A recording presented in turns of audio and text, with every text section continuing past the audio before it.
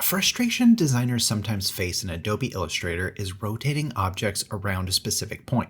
Now, Adobe gives you all the tools that you need to reset that rotation point, but there's a trick to getting it to stay put.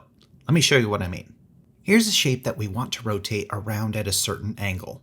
Now, if we were to select that shape and then move over to our rotate tool or use the R shortcut to bring that up, then you can see right in the middle of that shape, there's this little crosshair.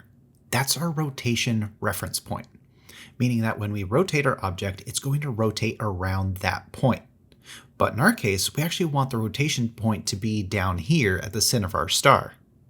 So you might think, okay, easy enough. We can just left click where we want that reference point to be, and then we can go up to Object, Transform, and Rotate.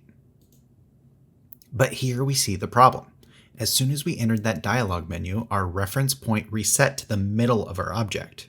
It didn't stay where we moved it to. And if we try clicking to move it right now, Illustrator won't let us because this dialog menu is active. But thankfully, there is a way around this. So let's go ahead and hit cancel. And this time, instead of a normal click to move our reference point, we need to hold down the Alt key or the Option key on a Mac. And with that held down, we just click where we want our rotation point to be.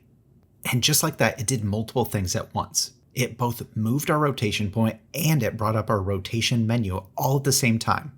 So now we can enter the rotation degree that we want. So in our case, we want this to go 1/5 of the way around our star. So we can just enter 360 degrees divided by 5. And if you didn't know, that's another great feature of Illustrator. If you don't know the exact degree amount off the top of your head, you can just type it like you would a math problem and Illustrator will do the work for you. Now, instead of hitting OK, we actually want to hit Copy, which will rotate a copy of the object that we have selected, leaving the original right where it is. So let's go ahead and hit that Copy button. And just that easy, we have a copy rotated to the point that we wanted. And then, if we want to repeat that same exact action, all we have to do is hit Control or Command D, and that will duplicate what we just did, without us having to go through all of those steps again.